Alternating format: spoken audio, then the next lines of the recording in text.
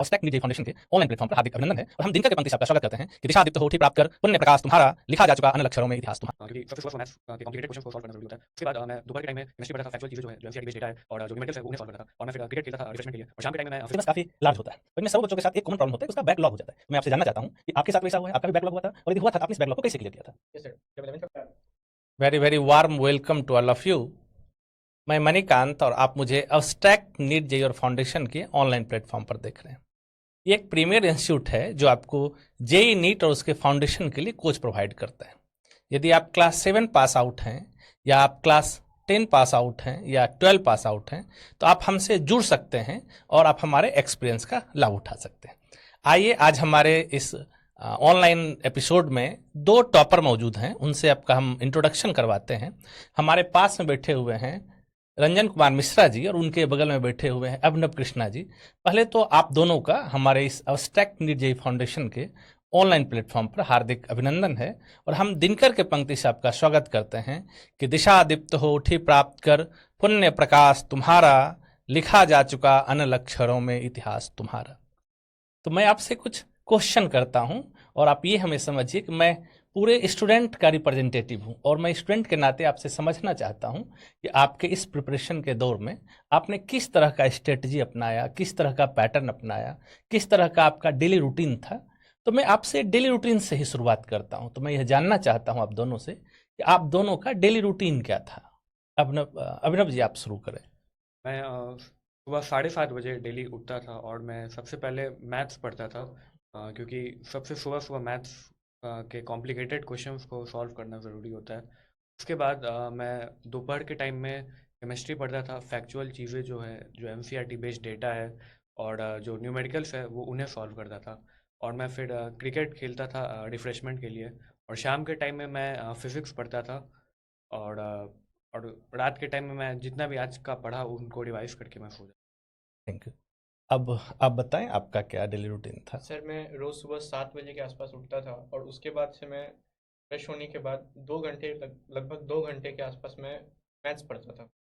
फिर मैथ्स पढ़ने के बाद दोपहर में मैं 3 घंटे के करीब में केमिस्ट्री की पढ़ाई करता था और उसके बाद एनसीईआरटी पढ़ता था, क्योंकि इनऑर्गेनिक और ऑर्गेनिक में एनसीईआरटी के फैक्ट्स मेंस में बहुत पूछे जाते हैं, तो उसके लिए मैं पढ़ता था।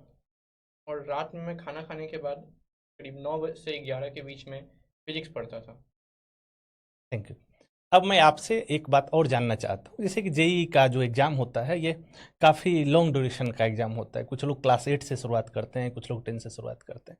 इस लॉन्ग ड्यूरेशन में जो सबसे मुश्किल काम है कि खुद को मोटिवेट कैसे रखें, खुद को इंटरटेन कैसे करें, ये काफ़ी इंपॉर्टेंट होता है।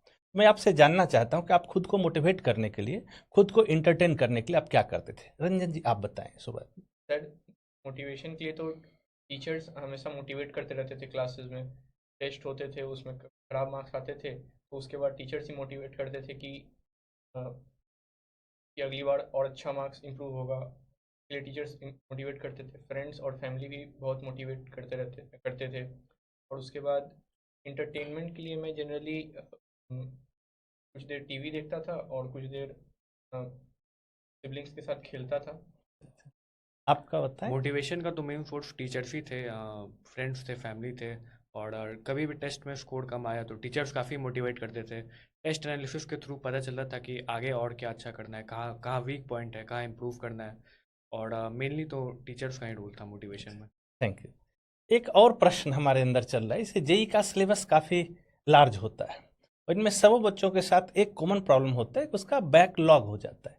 तो मैं आपसे जानना चाहता हूं कि आपके साथ वैसा हुआ है, आपका भी बैकलॉग हुआ था और यदि हुआ था तो आपने इस बैकलॉग को कैसे क्लियर किया था?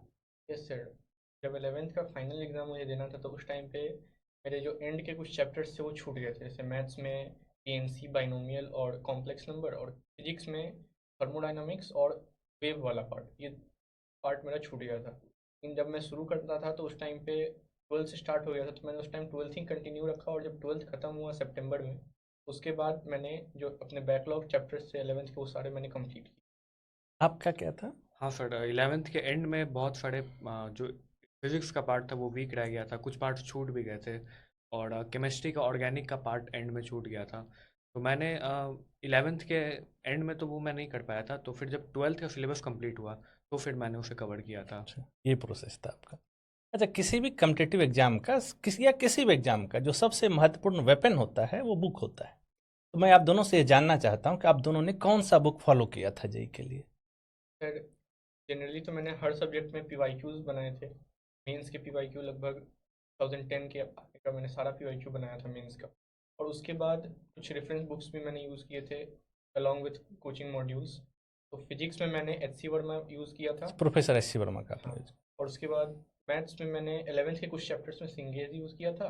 और केमिस्ट्री में फिजिकल केमिस्ट्री के लिए ही मैंने एन अवस्थी यूज़ किया था। और उसके बाद इनऑर्गेनिक और ऑर्गेनिक केमिस्ट्री में तो मैंने सिर्फ NCERT ही रीड किया था। अच्छा, अभिनव जी आपका क्या है। रिसोर्सेज में मैंने मेनली तो कोचिंग के मॉड्यूल्स जो एब्स्ट्रैक्ट एजुकेशन के मॉड्यूल्स हैं उनको प्रेफर किया था, क्योंकि उसमें हर लेवल के क्वेश्चंस बहुत सीक्वेंशियली अरेंज किए हुए हैं। मैंने मेनली वो किया था, PYQs किया था और NCERT प्रेफर किया था। ये था। अब मैं एक क्वेश्चन और आपसे पूछना चाहता हूँ कि आप हमारे इंस्टीट्यूट के जो टीचर हैं, जो शिक्षक थे, उन्होंने आपको कैसे मदद किया, कैसे मोटिवेट किया। टीचर्स हमेशा क्लासेस में मोटिवेट करते रहते थे आगे और मेहनत करते रहने के लिए। फिर जब भी टेस्ट होते थे तो अगर अच्छा जाता था तो और मोटिवेट करते थे कि अगली बार और अच्छे लेके आना। और ख़राब जाता था तो उसके लिए वो गलतियाँ बताते थे कि यहाँ यहाँ गलतियाँ हैं, इन गलतियों को सुधारो इम्प्रूव और करो। इम्प्रूव करो और अगली बार इससे अच्छा मार्क्स आएगा। ये हमेशा वो मोटिवेट करते थे। Thank you। अभिनव जी आपका क्या है। हाँ सर, टीचर्स का बहुत ज़्यादा रोल रहा। मतलब जो जो वीक एरियाज़ है, वीक पॉइंट्स है, टीचर्स ने सभी को टेस्ट में जो मार्क्स के बेसिस पे उसे पॉइंट आउट करके क्लियर करवाया था। इवन एंड में भी जो टेस्ट होते थे उसमें वीक एरियाज़ को पॉइंट आउट करके कंप्लीट कराया जाता था। चाहिए प्रोसेस। अब मैं एक आपसे एक क्वेश्चन पूछ रहा हूँ। क्या आप अगले एग्जाम के लिए, यदि आप जेई एडवांस का जो एग्जाम है या मेंस जो सेकंड फेज का एग्जाम है, इसके लिए किसी सब्जेक्ट को यदि इम्प्रूव करना है तो आप किस सब्जेक्ट को इम्प्रूव करना चाहते हैं। सर केमिस्ट्री में मैंने मेंस में केमिस्ट्री में मेरे ज़्यादा नेगेटिव लगे, इसलिए मेरे जो एक्सपेक्टेड थे उससे बहुत ही थोड़े कम मार्क्स रह गए थे केमिस्ट्री के चलते। तो अगले मेंस और एडवांस के लिए मैं केमिस्ट्री को इम्प्रूव करूँगा, क्योंकि उसमें फैक्चुअल क्वेश्चंस और NCERT के टेक्स्ट से क्वेश्चंस ज़्यादा थे, तो इसलिए मुझे थोड़ा दिक्कत हो गया था थ्योरी में, तो वो मैं इम्प्रूव। एनसीईआरटी के थ्रू फिर से उसको इम्प्रूव किया जाए। अभिनव जी आपका क्या है। मेनली केमिस्ट्री में भी मेरा रहेगा मल्टी स्टेटमेंट बेस्ड। इस बार क्वेश्चंस काफ़ी ज़्यादा पूछे गए थे और ऑर्गेनिक में स्टोइकोमेट्री मिला के क्वेश्चंस आए थे, उनकी प्रैक्टिस मेरी थोड़ी कम रह गई थी, तो उन पे ज़्यादा फोकस। चलिए, आप लोग हमारे साथ जुड़े, हम आपका अभिनंदन करते हैं, हम आपका थैंक यू करते हैं। पूरे एब्स्ट्रैक्ट नीट जेई फाउंडेशन परिवार की तरफ से आपको हम शुभकामना देते हैं और हम ये चाहते हैं कि आप जेई एडवांस क्लियर करें और फिर हम आपके साथ इसी तरह से इंटरेक्ट करें। थैंक यू, आपका धन्यवाद।